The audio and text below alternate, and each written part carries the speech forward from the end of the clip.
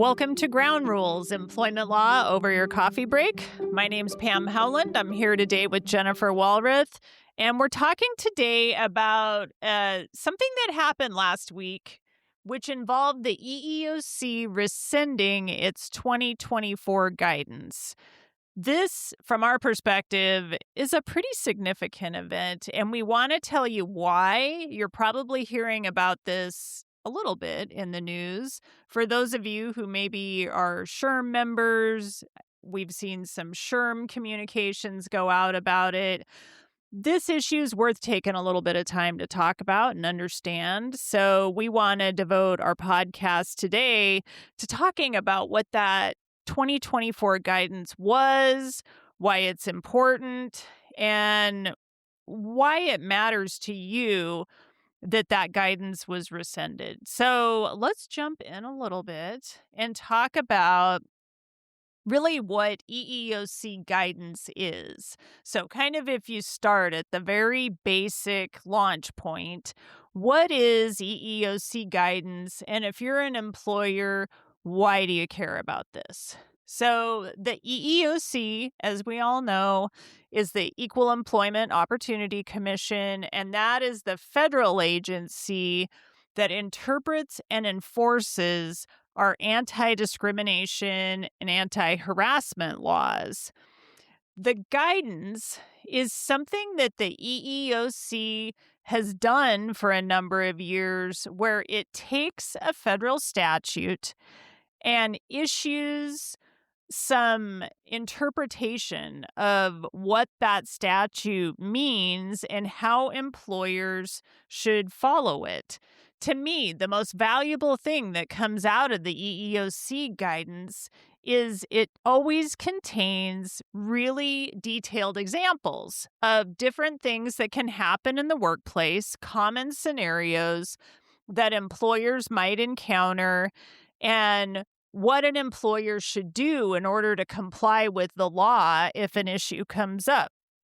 So, for example, the EEOC has issued a number of different types of guidance in regard to the Americans with Disabilities Act, in regard to Title VII, and in regard to the PWFA as well.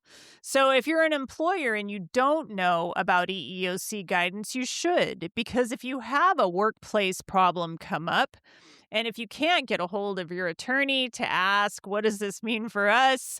This is one way you could find an answer on your own, is by Googling EEOC guidance, for example, regarding Americans with Disabilities Act and drugs and alcohol, for example. That's one way you could find a specific type of EEOC guidance. So for employment lawyers and for employers, that guidance can be very helpful. Jennifer, tell us a little bit about what the 2024 guidance was and why that was a big deal to employers.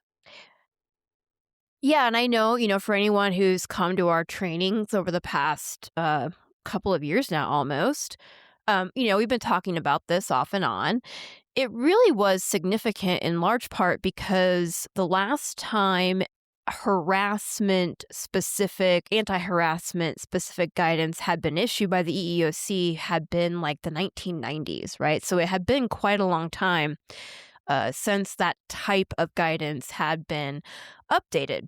And among other things, like technology has advanced pretty significantly in that time. And there are just a lot of ways in which society and the workplace are different, now in the 2020s than it was in, say, 1995. So, it was really a welcome update to have this guidance. I would say it reinforced and solidified a lot of what I think of as core concept elements of, harassment claims. What do harassment claims look like when they're against an owner of a company? How about against a supervisor? What about if it's a coworker or a peer? What about if it's a third party, right? That someone alleges like a vendor or a customer is harassing them. So really going through all of what, those kinds of claims look like, what employers are expected to do in those circumstances. A lot of that has been pretty long established and well established in the law. I would say also, though, there were some updates for changes in the law. So, for example, there was the Bostock decision in 2020, where the U.S. Supreme Court said that the definition of sex under Title VII also prohibits discrimination based on sexual orientation and gender identity. There were portions of the EEOC guidance that related to that concept, right? So, harassment in the workplace based on someone's sexual orientation or gender identity. Um, as many listeners may know, in the time since the guidance was issued, a court in Texas had overturned those portions of the guidance. But back in 2024, those were in there and was an update intended, it seems, to reflect, the Supreme Court's decision in 2020. And then, as I mentioned, there were also a lot of things in there about, harassment in the age of technology. So using work email, work phones for text messages, work direct message platforms like Slack, and also talking about, what happens and what are some scenarios of harassment outside the workplace that may affect the workplace such that the employer has to take the responsibility to address it or potentially face liability for that harassment. So I know that was a lot, but that, I guess, gives a flavor for just how comprehensive guidance like this is and was. I mean, that guidance was, I believe, hundreds of pages long. It covered a lot of different topics and was, incredibly detailed in terms of its citations to different cases. I think the footnotes probably numbered in the hundreds. So it was very comprehensive and substantial in terms of the information that it provided to employees, employers, and anyone else who found it to be a resource. Yeah, and we were talking before we started the podcast. In some cases, courts can even give deference to EEOC guidance like this. So not only were employers looking at it and lawyers looking at it, but in some cases, courts look at it too. So this guidance was broad and it was really helpful. I know that we've recently been talking internally about updating, for example, our sexual harassment policy, because really the bulk of those policies were written before technology made, really so many other types of communication platforms available. And that's what I loved about the guidance on one level was it really did bring a number of issues up to speed and create them more relevant to what employers are really seeing right now. So we had this technology update in the guidance, but then there was also this deeper dive on the Bostock decision. And like Jennifer said, Bostock gave these overarching conclusions of law that gender identity and sexual orientation are prohibited under Title VII. But what Bostock didn't do is give employers really specific examples of what that means in the workplace. So, for example, I remember the guidance answered questions like, if you're an employer, can you have an employee who refuses to use a preferred pronoun?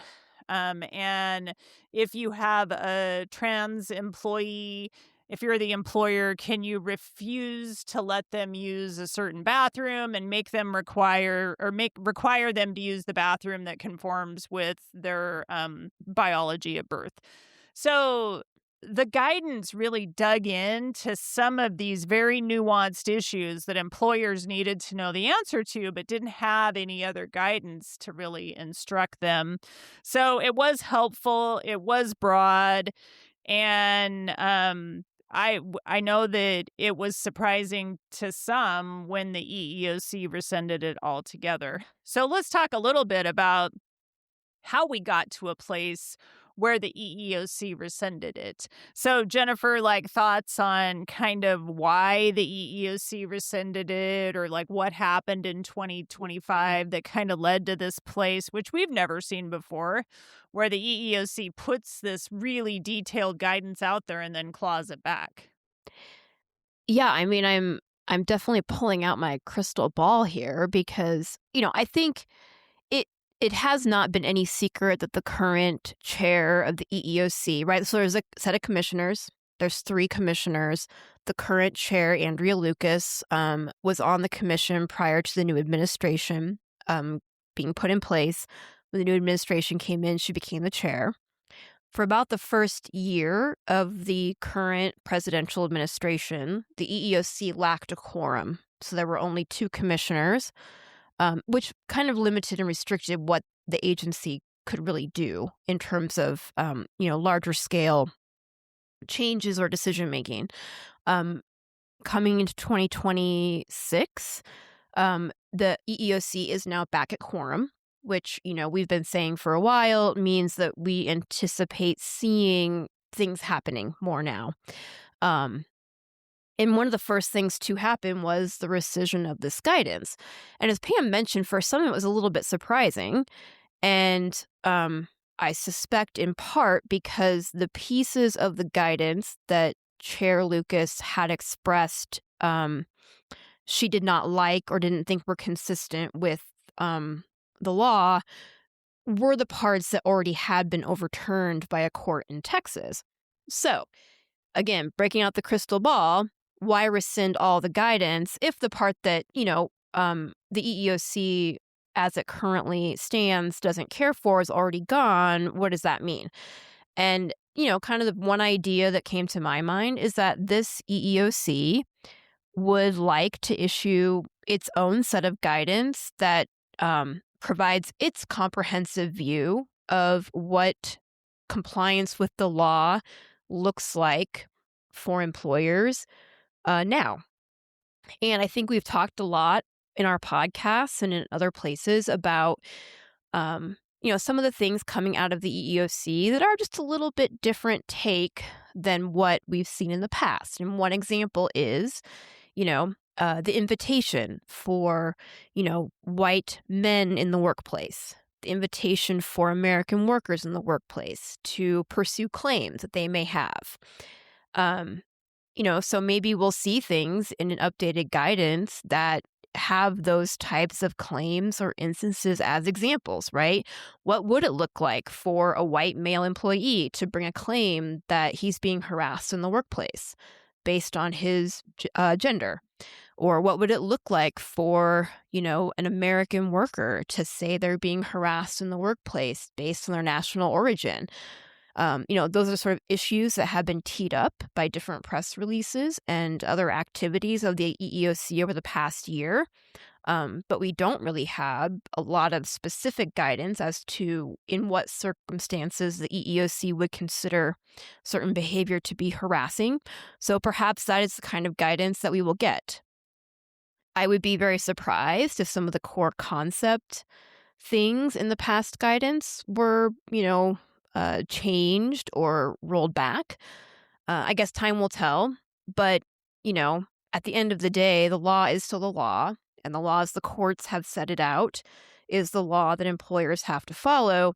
And I don't anticipate the EEOC going against that, but I could see them adding additional examples along the lines of some of the priorities for enforcement that this EEOC has been pushing for the last year or so.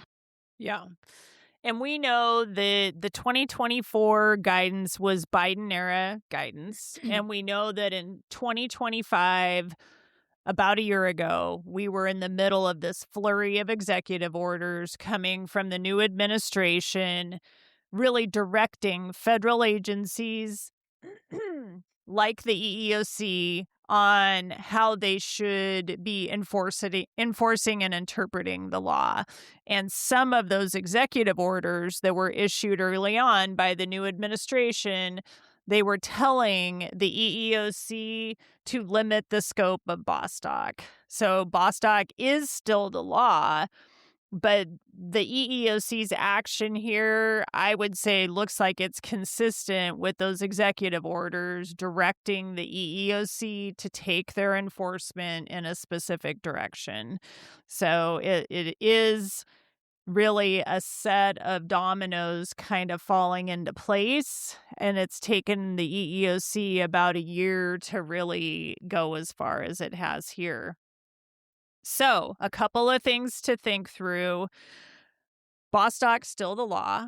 We know that.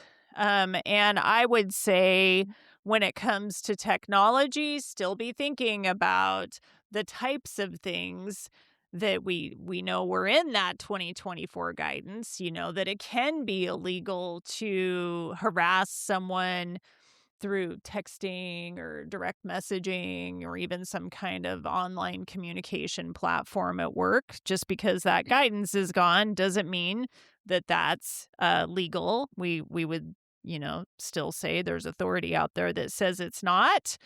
And really just to be on the lookout as we continue to see changing enforcement priorities from the EEOC. Yeah, and I was going to just kind of, I guess, tag on to that. I think focusing on, uniform and consistent enforcement of your policies is still going to be a good best practice. And if, you're getting complaints from employees, taking all complaints seriously and, investigating when appropriate. So, if you have a complaint from a trans employee and you have a complaint from a white male employee, look at both of those. Neither one has any, more or less superficial legitimacy or lack thereof, right? So just look at them both, take them through your process, investigate if you need to, and go from there. I think is going to be a good place for employers to be because no matter what, you want to be able to say, employee brought a complaint, we looked into it, we verified whether or not it was something that happened or didn't happen, and then we acted accordingly under our policies. It's going to be a good approach. And then like Pam said, just let's wait and see. It could take a little while if the intention is to actually issue another set of guidance. So, that could be something that we're waiting on for some months, maybe even not until next year. It's hard to say how quickly it would happen if it's going to happen at all. Yeah. I think that's right. Those are good guidelines to follow always. Fairness, consistency, quick and efficient and fair investigations. All of those would serve employers well. Jennifer touched on, we now have this new Supreme Court case from the U.S. Supreme Court from last summer, the Ames case, saying that reverse discrimination claims, so claims brought by people in a majority group, like white males, for example, they're going to have the same standard applied to them as claims brought by people in what's traditionally thought of as a minority protected class. So that's just good practice anyway. Treat everyone fairly, take complaints seriously, make sure you've got the right policies, make sure your investigations are done right, and employers who do that and who watch the law, stay on top of the law, make sure their supervisors are trained, will be sitting well to avoid claims and lawsuits. So speaking of that, don't forget, we still have our Law for Leaders book that's a desk book kind of guide on basic concepts supervisors need to know to stay in conformance. We have our training schedule for 2026 that we recently released. We have a host of topics ranging from PWFA to supervisor training. We've got a lot on tap for 2026. Check that out. And otherwise, we will see you next time on Ground Rules. Ground Rules hosts and guests are not providing legal advice in this podcast. Do not act upon any of the information discussed in this podcast without first consulting a licensed attorney in your jurisdiction.